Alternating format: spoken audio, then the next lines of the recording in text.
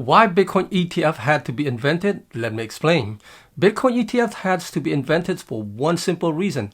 Trillions of dollars wanted exposure to Bitcoin, but a huge part of that financial world could not buy Bitcoin directly.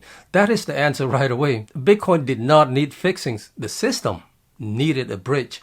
Most people hear ETF and tune out because it sounds boring. Big mistake. The ETF story is one of the most important Bitcoin stories of this era because it explains how traditional monies can finally reach a scarce digital asset without changing how Bitcoin itself works. What happened is simple. Bitcoin was already available. Anyone can buy it directly from an exchange, move it to cold storage, and hold it. But many institutions do not operate like individuals. A pension fund cannot casually open a phone apps and start buying coins. A retirement manager cannot tell millions of their clients to memorize seed phrases.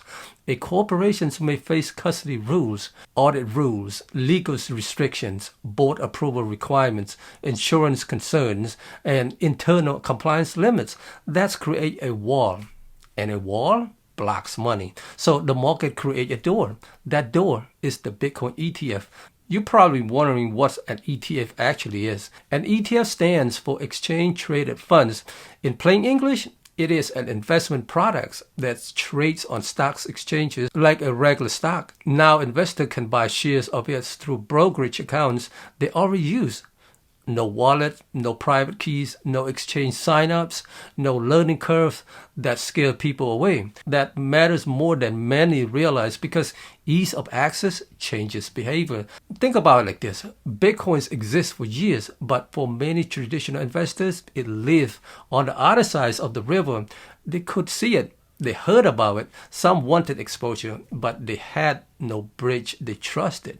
The ETFs became that bridge. So a financial advisors can allocate Bitcoin exposure inside a normal client portfolio. A retirement accounts can buy shares through existing rails. A large firms now can stay inside compliance frameworks, and institutions can gain exposures without building a full crypto custody operations from scratch. That is not a small change. That is a structural change. There's another layer here too. Many assume ETFs were created because Bitcoin needed legitimacy. I see it differently. Bitcoin was already functioning. Bitcoin was already scarce. Bitcoin was already global. Bitcoin was already attracting demand. That old system needed legitimacy to touch Bitcoin. That is a complete different ways to look at it. Bitcoin did not beg for permissions. Wall Street needed paperwork, and Wall Street loves paperwork. Now, let me be honest with you. Some hardcore Bitcoiners dislike ETF because they prefer direct ownership, self-custody, and full control. I understand that argument.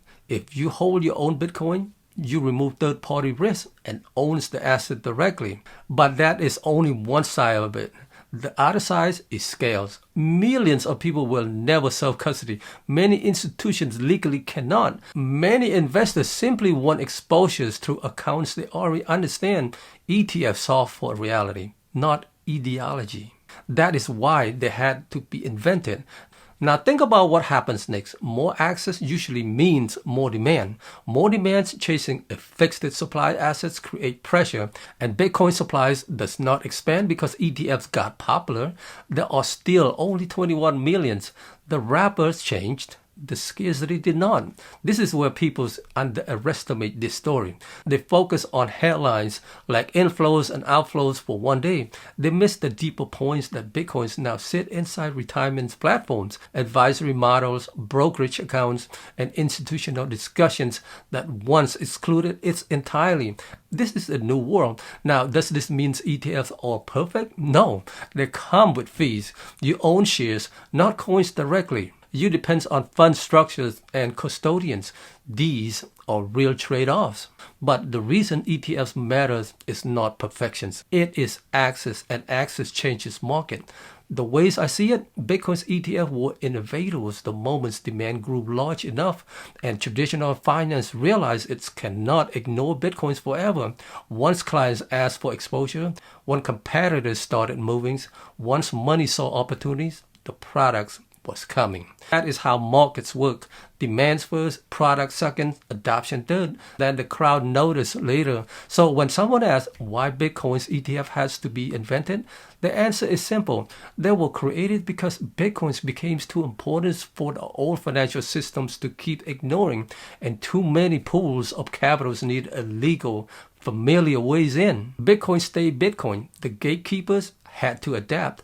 Keep in mind, I'm not a financial advisor, and this is not a financial advice. This is just the way I see it, all right? If you got value from this, make sure you like and subscribe if you haven't done so. And don't forget to hold it tight and stack it right, all right? Take care. I will see you in the next video.